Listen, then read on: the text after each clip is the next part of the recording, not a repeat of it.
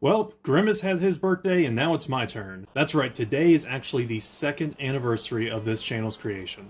If you had told me 2 years ago that I would still be making YouTube videos, I'd have been like, that's cool, I'm glad I'm sticking with it for so long, because it wouldn't have been, like, terribly surprising to me. What would have been surprising is telling me that I would have had 11,000 subscribers at that point. And now this is normally the part in the video where I'm like, oh, I couldn't have done it without you guys, but realistically, I could have done it without you guys. The only thing is, it's no fun if you don't have any people, viewing your videos. So I really appreciate all you guys who actually watch this stuff and enjoy it. It's actually really cool whenever I start seeing people leaving comments and I'm like, oh hey, I recognize that name. Anyways, enough of that crap.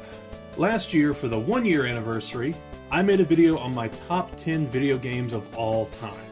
The only thing is, I put in a caveat.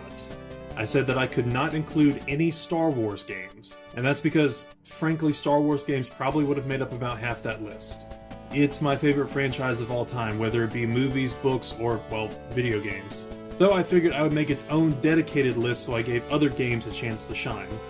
Now, at the time, I thought that video was only going to come out about a month later, and, well, 12 months later isn't that much longer, right? Okay, a few things before we get started proper. First off, I am not actually using a script at all for this video. As much as I love my first top 10 games video, and I really think it is really good, you should go watch it after this one, I can't help but be annoyed every time I go back to it at just how bland and robotic I sound reading off of that script I wrote. While it did help me to kind of formulate my thoughts a little bit better, I did not do a good job of actually reading off of that script, and so because of that, I decided I'm just going to speak from the heart, which means I might end up rambling, and I'm sorry about that, but hopefully it'll make a more engaging overall video. We'll see. The other thing I want to get out of the way that actually does have to do with the list is some of these entries may actually have 2 games in them. That's because if there is a particular series that has 2 games that play very similarly, and I enjoy them both at about the same level, I'm just going to go ahead and combine them into one entry. To give an example of this, let's say that I was talking about the Batman Arkham series. I love Batman Arkham City, I also love Batman Arkham Origins. However, at the end of the day, they have almost identical playstyles. Yes, there might be little small things that I like more about one over the other, but at the end of the day, if my enjoyment of each of them is about the same, why not just go ahead and combine them into one entry? I'm just letting you know ahead of time before we get in, and I know it's kind of cheating because it's more than 10 games, but it's my video. If you don't like it, make your own. And if you do make your own, link it in the comments. I actually would kind of be interested in watching that. Alright, with all that out of the way, I guess in the last video I did talk about an honorable mention, and if I had to bring one up here, it would be Star Wars for the Kinect. I am not joking, by the way. That game, I know it's a bad game, I know the Kinect is terrible, detection issues, but I enjoyed it, okay? I thought it was a lot of fun. I mean, the dancing part was weird, but like being a Rancor, or being a Jedi, or some of the fights, they weren't great, but I enjoyed them as a kid. But as always, the comments section is down there if you want to tell me how bad my choice in honorable mentions are, or if you want to tell me how bad my choice in Star Wars games is. Again, comments, right there. Okay, enough of this stuff. Let's go ahead and get into the video.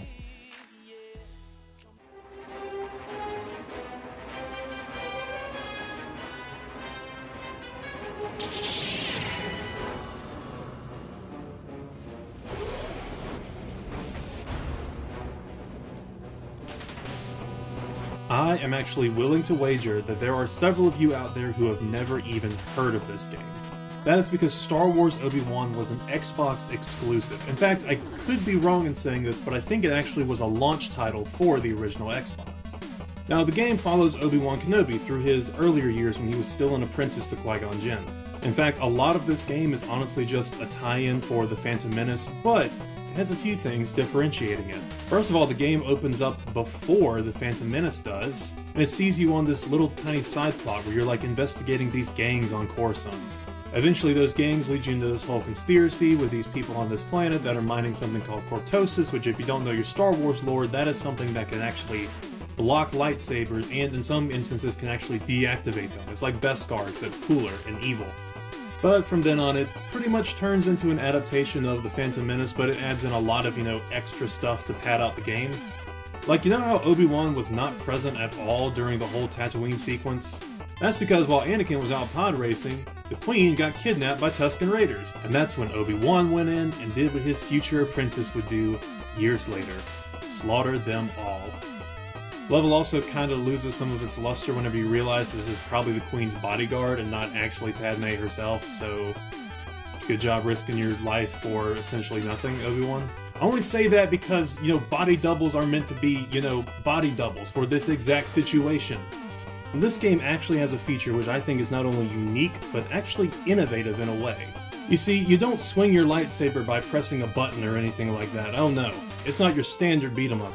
You actually swing your lightsaber by swinging the second analog stick. Yeah, I'm not gonna lie, it's pretty unique. Now don't get me wrong, it's not perfect. In fact, I think it's very flawed. However, you gotta admire the fact that they went for something new, and something that I honestly think works for what it is. If I had to make a comparison, it actually kind of reminds me in some ways of Blade Mode from Metal Gear Rising. Not in every way, because in that game you only do Blade Mode for specific moments, and you can really control where your lightsaber goes and they can cut through anything, whereas in this game it's pretty much just doing that to put in basic attacks. The range of control is pretty much limited to, if you tilt the thumbstick to the left, you're going to swing from the left side. From the right, you're going to swing from the right side. If you go over your head, you can actually do this really cool force move. Again, maybe not the best implemented, but I applaud them for trying. Actually, because of this combat mechanic, I think that the melee combat in this game is the best part of it. A lot of enemies you come across aren't going to be armed with blasters, but rather armed with things like clubs or swords. And it's when fighting them that I think this game is at its best. This is only heightened during these training fights in between levels where you actually get to fight members of the Jedi Council, of course culminating in a battle with Darth Maul at the end of the game. In fact, at the end of the game, you actually get this neat battle royale inside the Jedi Council chambers against everyone. It is a difficult challenge, but I think it is a lot of fun. And like I said, because of this, whenever you come across an enemy with a blaster, it's not exactly satisfying to defeat them because they can shoot you from really far away and your block is not the greatest thing in the world. Of course, when you're adapting the Phantom Menace, a lot of these levels have to do with you fighting battle droids, almost all of which who are armed with blasters. It's definitely not the greatest Star Wars game of all time, and I'd be willing to bet there's a lot of people who probably don't like it. However, I think it's a fantastic game, and I always love playing it every time I hop in.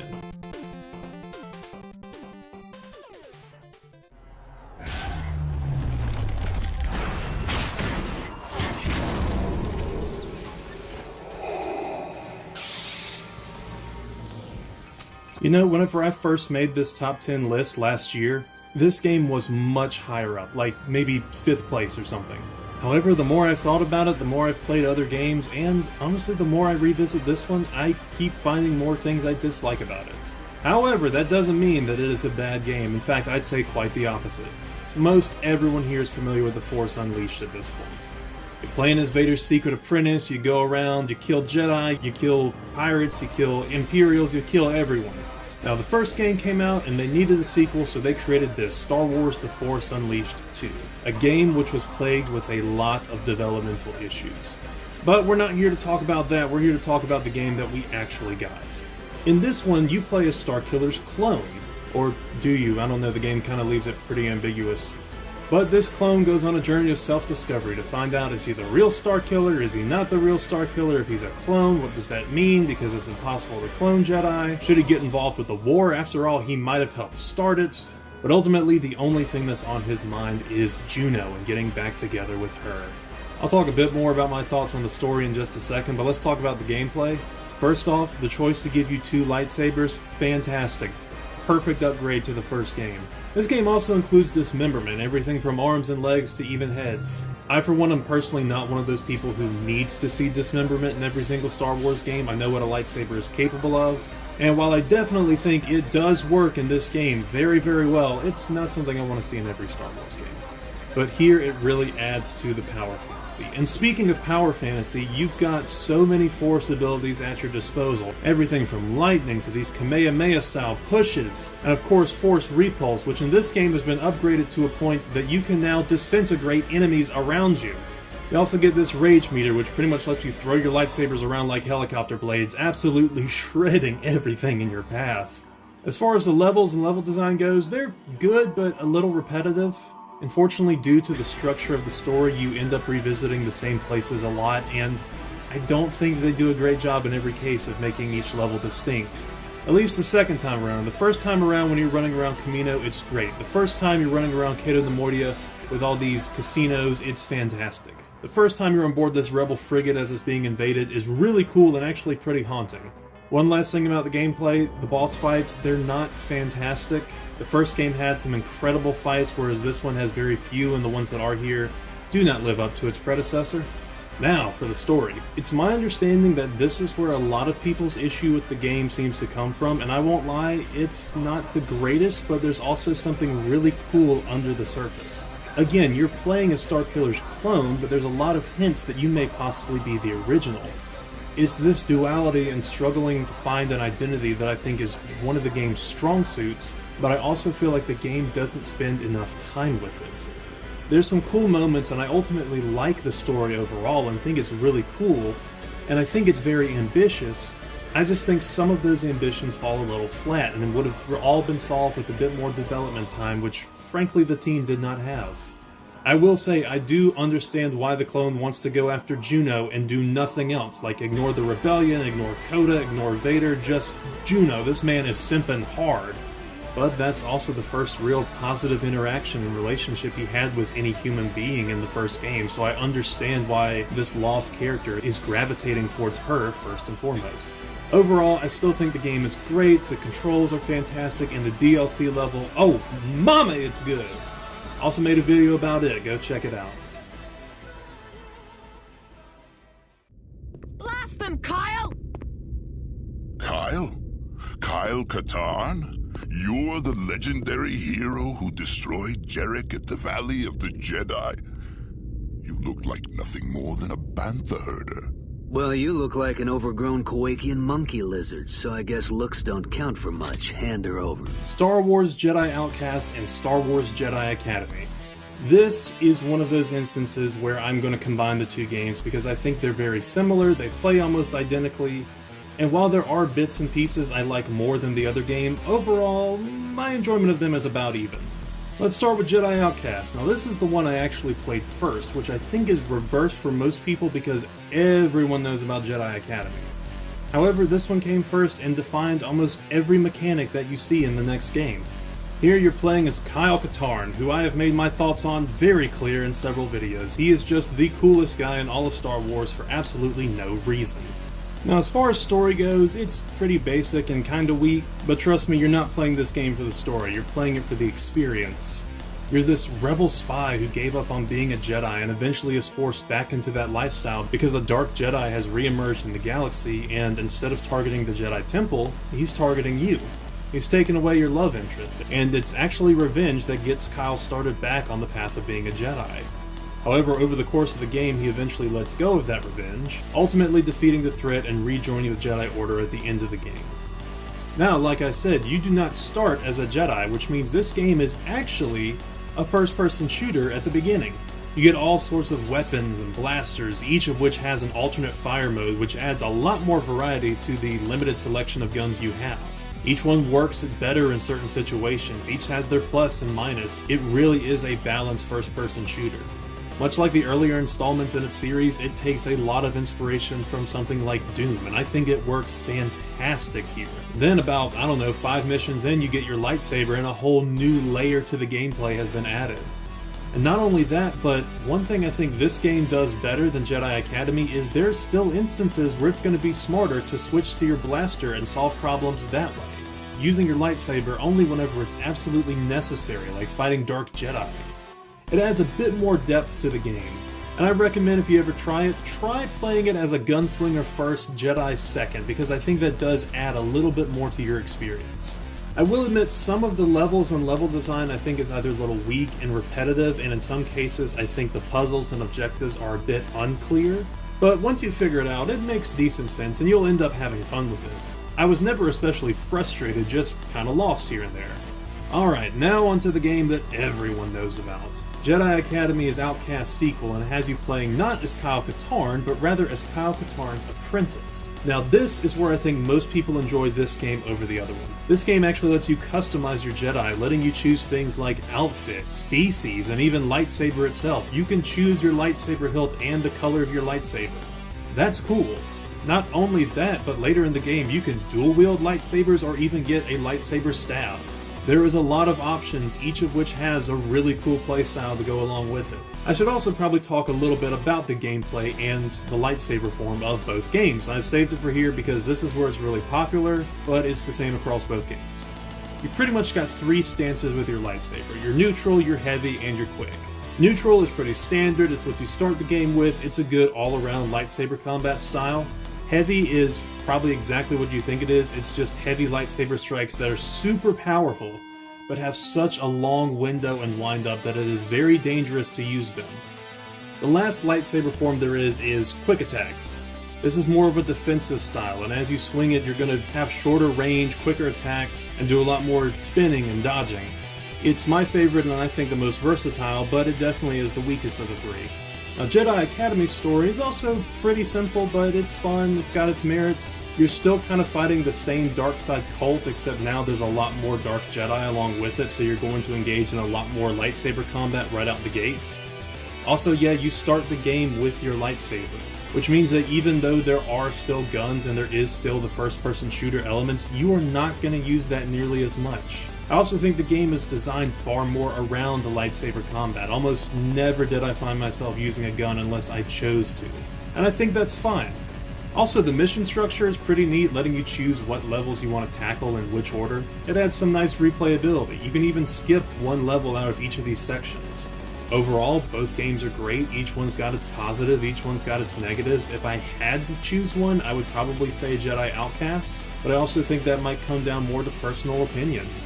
I'd say if you get a chance, pick up these games, try them out for yourself. It's a lot of fun, very challenging, but also pretty rewarding.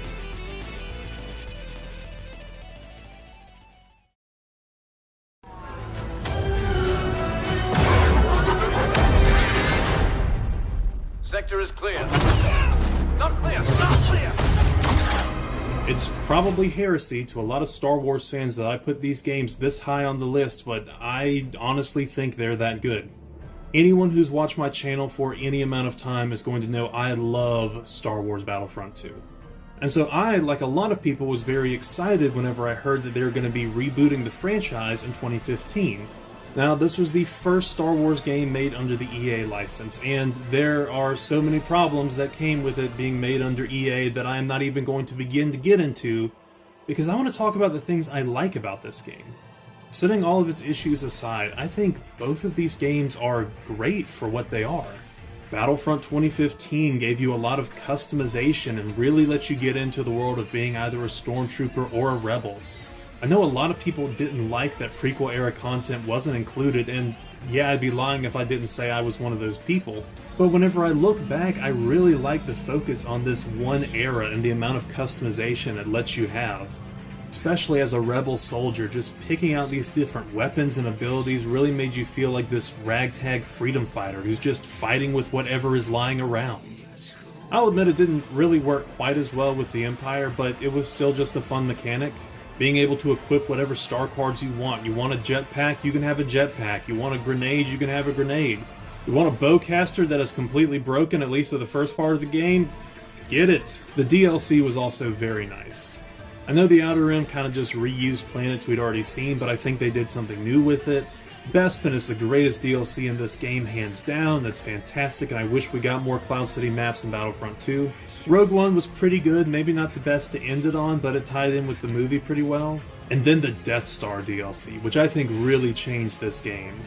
I also have a very, very good memory attached to this specific DLC. You see, it added a new game mode called Battle Station, which is pretty much where you assault the Death Star and eventually destroy it with a trench run. I remember there was one match, and it was one of the few matches that actually went into round 3 when you're actually on the surface of the Death Star making that trench run, and I managed to be the guy who had to actually go in and make the final blow. Weaving and flying through gunfire and other starfighters only to deliver a final proton torpedo was just an awesome experience, and I'm not gonna lie, it is probably the best memory I have as a Star Wars fan. Not even a Star Wars gamer, not Star Wars anything, just a Star Wars fan. I hate that this game is pretty much dead nowadays, and it's really hard to hop back into it because the only people still there are tryhards and sweats, but it still is a fun game, and I really appreciate it for what it tried to do. Now, Battlefront 2 is another game that was plagued with perhaps one of the worst releases in video game history. And while yes, loot boxes and all that are really bad, I got the game 2 months after it came out. Most of those issues had at least been removed. And by the end of the game's life cycle, not only had it fixed those issues, completely reworking the way the game operates, but it also added in a ton of new content over time. I'll admit there should have been more in at the start, but I'm trying to focus on the positive here again. Now this game I will still play all the time. I'll hop on it with friends, I'll hop on it by myself, maybe I'll stream it sometime. It is just a fantastic Star Wars experience, giving you everything not only from the original trilogy, but the prequels and even the sequels. Say what you will about the movies, and don't get me wrong, I'm not the biggest fan of them either, but I actually think the sequel era maps might be some of my favorites. I also, for some reason, really like the First Order Stormtrooper design. I don't know why, but I just like it. While I don't have as strong feelings attached to this game as opposed to its 2015 predecessor, I probably would still say this is the better game. And it added in a lot of cool new modes and heroes and some decent customization all around. I would say this is probably one of the better Star Wars games that you can pick up nowadays. That is, if you're looking for something more akin to a trooper and shooter experience. I think it works really well, and it's a ton of fun to play with friends. Overall, the EA Star Wars license had a lot of bad spots to it, and even though these games had their issues, I still think that at the end of the day, each of them redeemed themselves pretty substantially.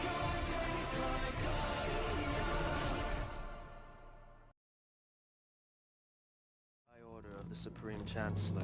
That is not within the Chancellor's power. Only the Jedi Council can authorize access.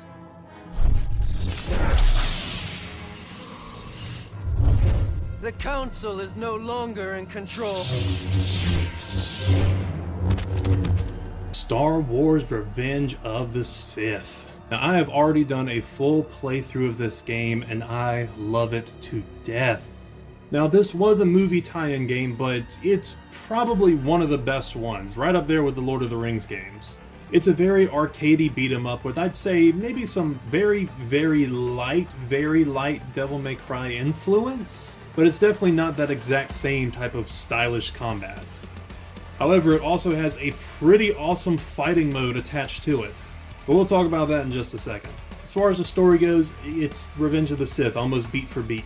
The game switches you between the perspectives of Obi-Wan Kenobi and Anakin Skywalker, with probably Anakin taking more of the center stage, but Obi-Wan also having a fair bit to do. What's really cool is that each of these characters on the surface play pretty similarly, but the more you get into their mechanics, they really do differentiate themselves.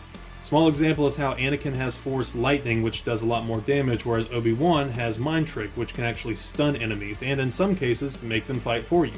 There's also a load of combos and other things that you can unlock and do in this game that just makes it a blast to play. Now, most people know this, but it actually has two different endings. One where you win the fight on Mustafar as Obi-Wan, and you pretty much get the exact same ending from the movie. And one where you actually win as Anakin and end up killing Obi-Wan. I feel like this was a big inspiration for the Force Unleashed DLC levels that would come out years later.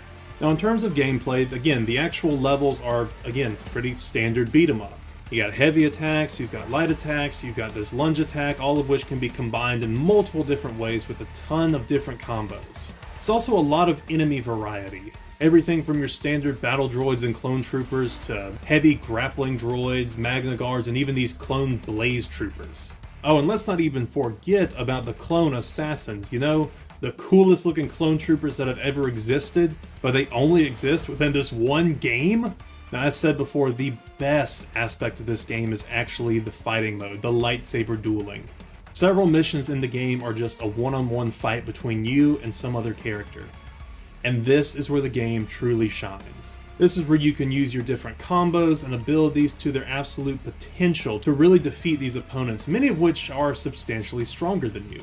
You can then take all that knowledge into the game's multiplayer fighting mode, where you pretty much get to play as every single character that you fight in this game. I also have a dedicated video where I play through this fighting game with my friend Austin. And I think that's where this game mode is the best, playing it with a friend. You can play it by yourself and still get a lot out of it, but it's so much fun sitting down and getting into this lightsaber duel with a buddy of yours. The game also has a decent amount of extra content. Everything from co-op levels to challenge maps, even things that let you play as other characters like a Magna Guard, or this level which is just straight up A New Hope. I'm not gonna lie, this is one of those games that kind of makes me wish that we still had movie tie-in games. I know not all of them are great, but a game like this, oh, I wish I could play this style of gameplay across the entire Star Wars franchise. Do yourself a favor, pick this up. I'm pretty sure it's playable on almost every modern console, save maybe the Nintendo Switch. It is worth the $5 to $10 to get one of the greatest Star Wars gaming experiences.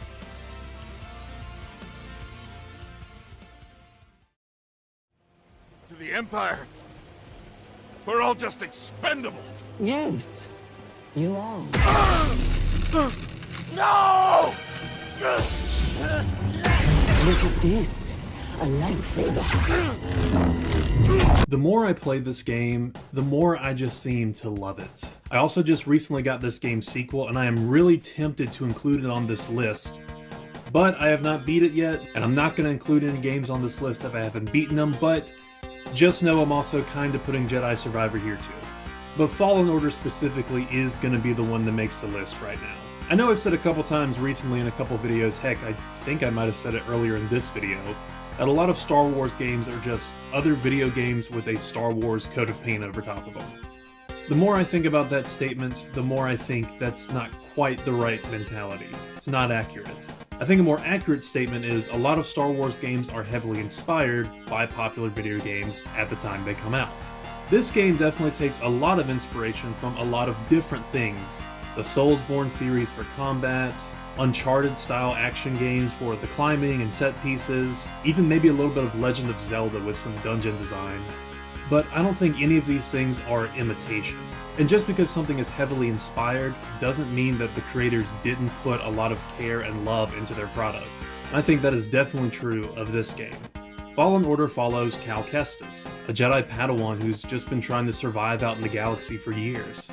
He's laid low for a time, but the Empire's finally called up to him, and in trying to escape he gets caught up in this plot to try and rebuild the Jedi Order. Like a lot of video games, the story itself is actually kind of bare bones when you think about it. All it really is a race between you and the Inquisitors to try and get this holocron with a list of Jedi Padawan names on it. But there's more to a video game than just a story. There's characters. And I think Jedi Fallen Order has some of the most likable video game characters that have been in a Star Wars game ever, possibly. I love the way that you get to learn and grow with Cal Kestis, seeing these flashbacks to his time as a Padawan, also tying into the gameplay as you relearn these old abilities. Cal slowly reconnects with himself while you connect with Cal for the first time. There's also Cere, who fills a pretty good mentor role, and something I noticed as I replay this game is Cal really does not trust her for a majority of this story.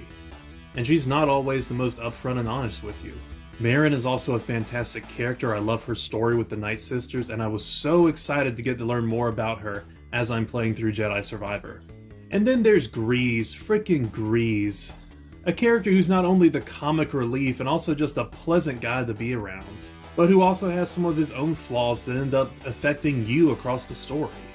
Whenever I was starting to play Jedi Survivor, I actually found myself thinking, man, I really hope Greez shows up in this game. I'm going to be disappointed if this character that I only know from this other game doesn't show up in this game.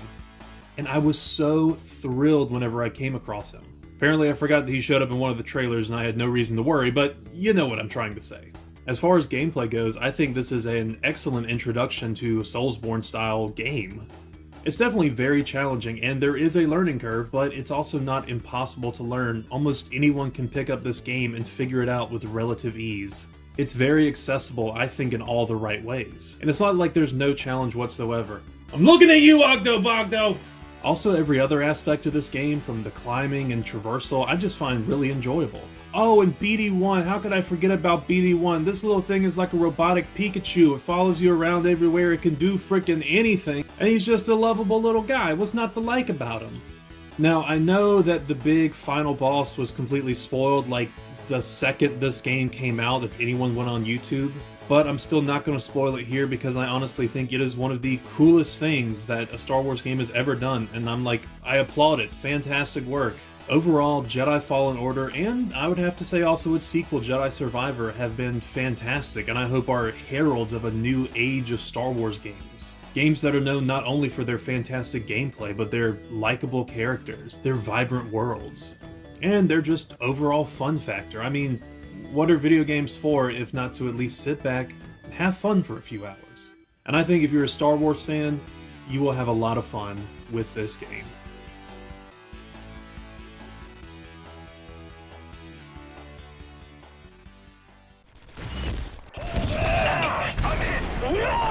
Delta down!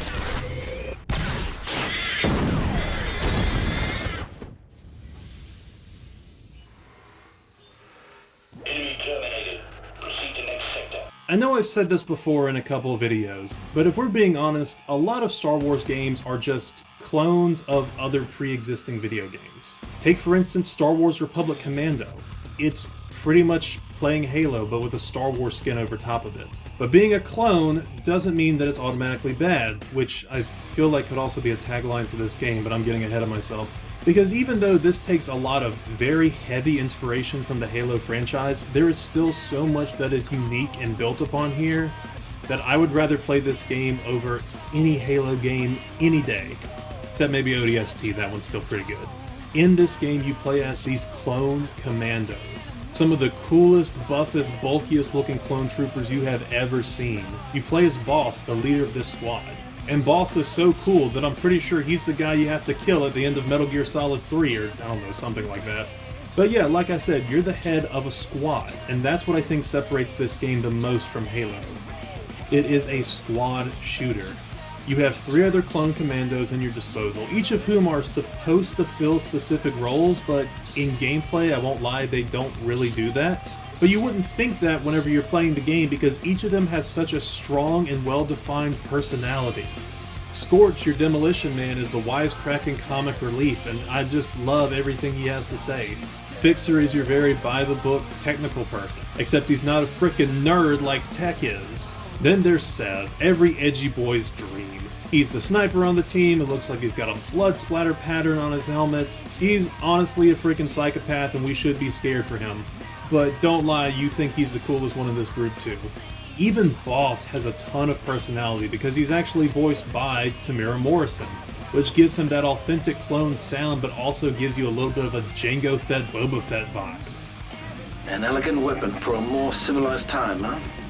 Well, guess what? Times have changed. You feel so cool and so powerful while you fight through these levels, but you also feel exposed because this game is not the easiest. A lot of different enemy types that you come across can and will kill you, and in fact I think that's one of the game's strong suits, the different types of enemies. Not only are you going to come across battle droids, but one of the main threats in this game is actually these Trandoshan mercenaries. They're pretty much little elite Black Ops squads themselves who have relative skill to what you have, so they make for a much more dynamic and interesting gameplay experience. But then you got your enemies like the Heavy Trandoshan with a minigun, or the Geonosian Elite with his beam rifle, or the dreaded and most powerful enemy in any video game of all time, the Super Battle Droid. Oh man, these things are hard to kill in this game. But thankfully, if you're ever struggling with these enemies, that's where your squad comes in, because you can actually order them to certain positions on the map to fulfill certain roles like throwing a grenade or equipping a sniper rifle or getting a grenade launcher. You're also probably going to need them to do things like plant bombs or deactivate force fields. There's a lot going on and a lot you can do with these squad mates, and I think that is so cool. It nails it with making you feel like you're the head of this squad. It's actually funny because if I'm not mistaken, some of the same people who worked on this game also went on to work on Halo 5, which is also a team-based first-person shooter. And yet this game has way more mechanics than that game ever did. It's a shame though, because I think this game would have really benefited from a sequel. There were a few little issues here and there. Like I said, despite your squad having a very distinct personalities, they kind of play exactly the same. And so I think a few little touch-ups, or maybe altering the playstyle of each of those AIs, really could have added even more depth to this game. However, it is still a masterclass as it is. And again, like all of these games, I really recommend you pick this up, especially if you like Halo or just first-person shooters in general. This is also probably one of the grittiest Star Wars games out there, with a lot more blood and viscera and a more realistic and honestly creepy art style and aesthetic sometimes. Well worth it.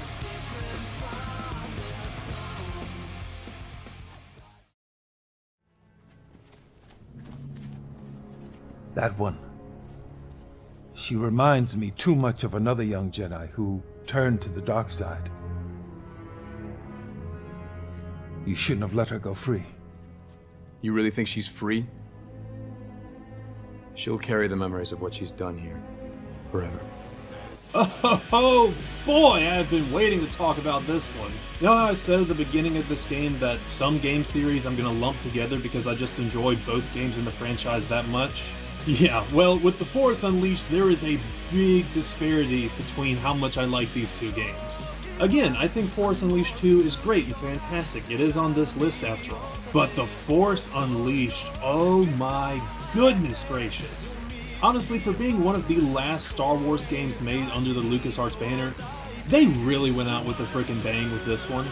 Everyone knows the story, but let's just quickly go over it again. You are Starkiller, Vader's secret apprentice, who is the most frickin' powerful person in like any piece of Star Wars media ever, and I love it. Right out the gate, being able to pull off these crazy force powers, lifting people in the air, ragdolling them around. These giant force pushes that almost feel like if Superman just lightly tapped you and you just go flying across the stage. And then you just get more powers as the game goes on. Force lightning, which is completely broken and maybe a little overused in the game, but it's still incredible. It's like you feel powerful. And then Force Repulse. This sucker is immensely dangerous. This game is a power fantasy first and foremost, and it delivers in every respect. Not only that, but the story is super interesting. I don't want to talk about it too much here, because I am actually planning on doing a retrospective video on this game's story. No promises when that's going to come out. It's probably going to be a few months. But I love the story that is here, the way it deals with things like consequences and choices. Is it a perfect story? No, but what is? But the way that you see Starkiller grow from being this Sith assassin into being this figure who's almost a Jedi, but not quite a Jedi, but he's still able to go toe-to-toe with Darth Vader and the Emperor. Good night. I mean, that final fight with Vader and you do that final QuickTime event. Again, I work with children as a teacher, so I try not to, like, cuss or anything in these videos. You can only describe this as an ass-whooping. There is no other word for it. Oh, and the DLCs that follow the dark side ending. Oh, they're so good. Being able to live out this alternate and dark version of the Star Wars movies where you fight Obi-Wan Kenobi, Boba Fett, Luke Skywalker, and just utterly obliterate every single one of them. The rest of the cast is pretty good too. Juno, she serves her purpose. I like her. I think Proxy being like your best friend but also being programmed to kill you is hilarious. Not to mention he has the single greatest boss fight in this game, but I'm not going to spoil it in case anyone wants to go play it. And then General Rom Koda. You know, I really think General Rom Koda does not get talked about enough. In fact, I almost am willing to say that he has a better character arc in this game than Starkiller does. I love his story of being this grizzled, proud warrior and then going back to being a humble Jedi Knight. Maybe it's just me, maybe you don't interpret it that way, but I think it's great. Oh, and the boss fights! How can I not talk about the boss fights? Almost every single level has you go against this larger-than-life opponent, whether that be a Jedi, or a Rancor, or Darth Vader, or a flippin' Star Destroyer, you know, no big deal there. Just an excellent all-around package. I could talk so much more about this game, but again, I'm going to kind of cut this short because I am going to talk about it very in-depth one day. I just don't know when. Only thing I'll say is, if you haven't played this game and you're a Star Wars fan, what are you doing? Stop what you're doing, go play it now. Heck, go replay it. Also, I know there is a PlayStation 2 version of this game. I have not personally played through it yet. Maybe be on the lookout for some future videos. But for me, I am only talking about the Xbox 360 version of this game, which I think is just phenomenal. So go, seriously, if there's ever a reason to stop watching this video and do something else, it would be to play this game.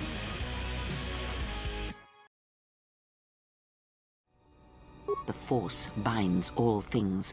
The slightest push, the smallest touch, sends echoes throughout life. Even an act of kindness may have more severe repercussions than you know or can see.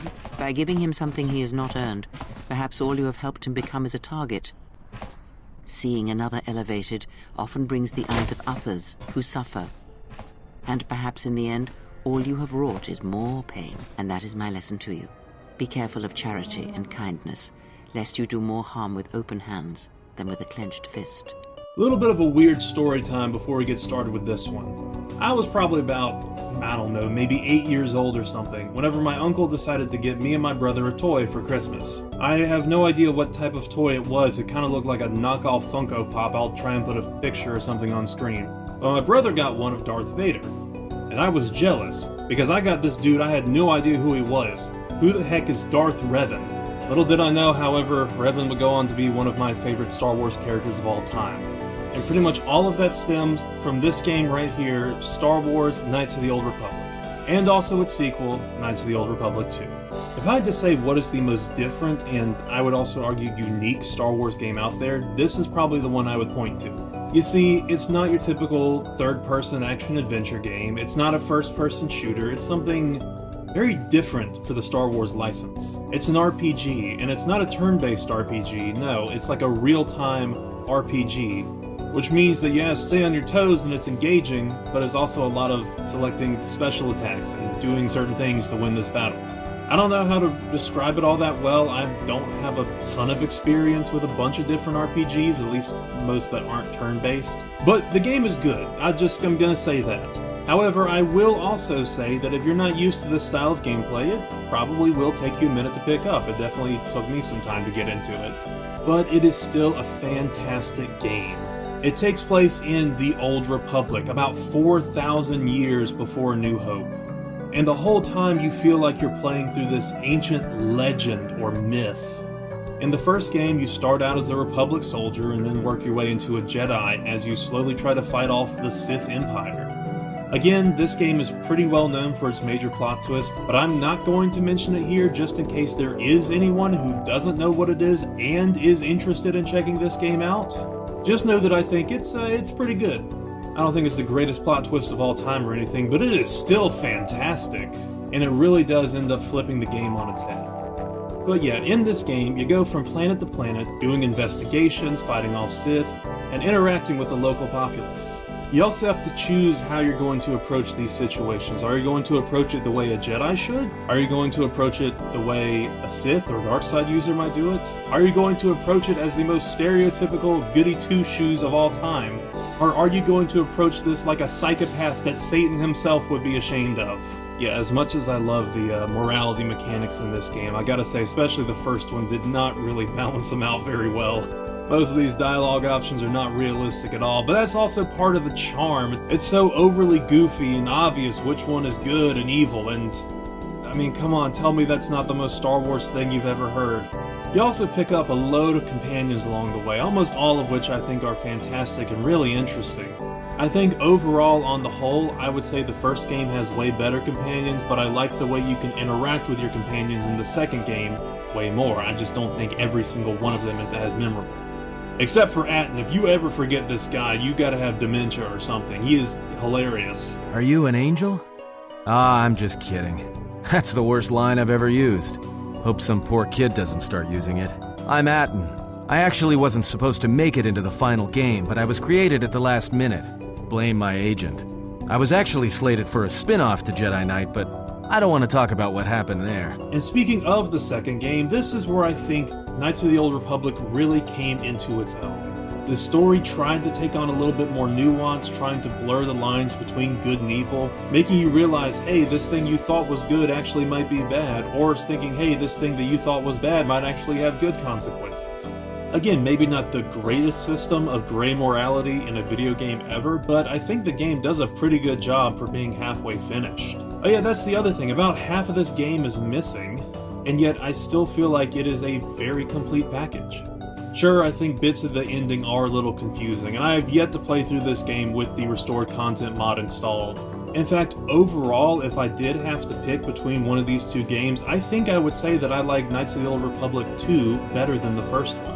I think the first game has a way better story, and I like what it does with that story, but Knights of the Old Republic 2 has the better gameplay mechanics. It's a little bit more in-depth, it's a little bit more engaging, and you also get normal Jedi robes. Like, was that so hard? I mean, the little leotards you had in the first game were fine, but I want to look like a Jedi, not a male ballerina. Yet again, another Star Wars video game I would highly recommend that you look up if you haven't played it before. Just be prepared that the control scheme might be a little awkward if you're not used to this style of game, but trust me, I am sure that you will find something that you love and will make you want to keep playing Knights of the Old Republic. Now, why don't we get on to that number one spot?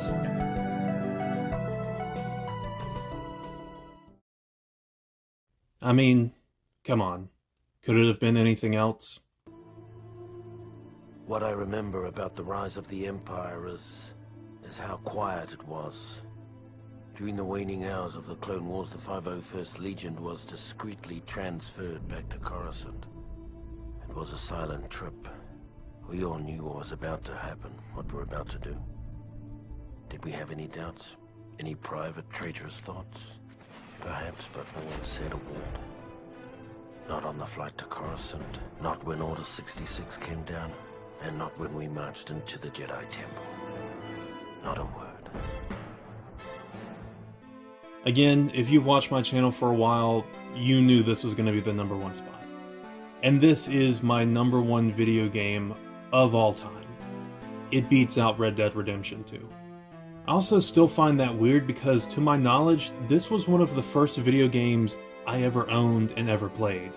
My memories are a little fuzzy, but we had an original Xbox growing up, and the first two games I remember being on that Xbox were the original LEGO Star Wars and Star Wars Battlefront 2. And ever since then, I have never put this game down. It is so good. It's a shooter game, but it's more of a third-person shooter game. I mean, you can do it in first person, but I just think third person is better. It also doesn't play like something like a Call of Duty. I think it's more in line with the Battlefield series. In fact, to my knowledge, this is just Battlefield with a coat of paint on it, at least the original Battlefields. But I've never played those, and I haven't really looked into it too much. And I think with all of these games, they should be able to stand on their own 2 feet before you compare them to any other game out there. I've talked about this game to death. I have a 2-hour-long video on this channel talking about the story. I have 2 iceberg videos on most of the secrets that are in this game, and then all the comment sections there are filled with even more secrets that even I didn't know about. There's only so much more I can say. As for the game as it is, it makes you feel like you're in the Star Wars universe. You feel like one of these soldiers there on the front lines. You are a clone trooper fighting against the CIS. You are a battle droid, programmed to fight for a war you maybe don't fully understand. You are a stormtrooper trying to put down this rebellion and bring peace to your empire. And you are a rebel, a freedom fighter, trying to fight back against the tyranny of the dark side. I also think the gameplay loop is really good. Your goal isn't just to wipe out everyone on the enemy team, which I mean you can do and you can win a match that way, but what you're supposed to do is capture all these command posts. Instead of just eliminating every enemy on the battlefield, you're supposed to control the battlefield. That just adds a different and slightly more challenging way to try and win a match. And there's also so many other modes. There's capture the flag, there's hunt mode, there's the space battles.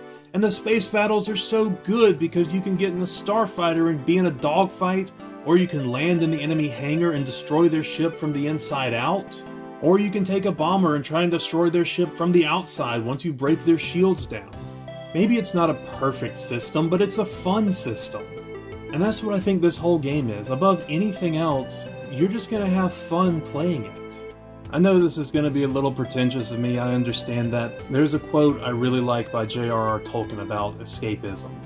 Why should a man be scorned if, finding himself in a prison, he tries to get out and go home? Or if he cannot do so, he thinks and talks about other topics than jailers and prison walls.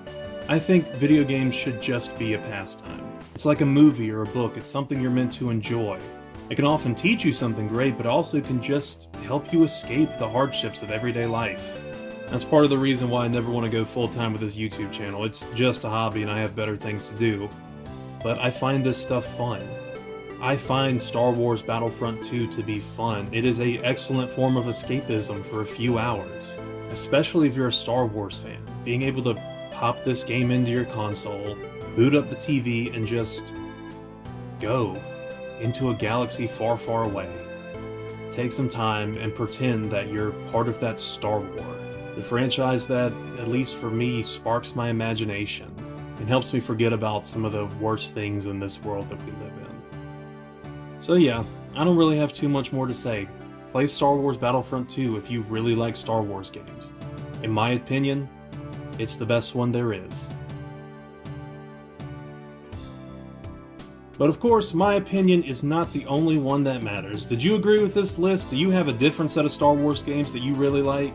Did I leave out some classic from your childhood and now you're crying in your little computer chair or sitting on your toilet seat while you're watching this video? Then tell me what some of your favorite Star Wars games are in the comments below. Or feel free to tell me that my list is trash. You have every right to do so. I also have every right to disagree with you. But anyways, I will see you guys in the next one. Bye bye.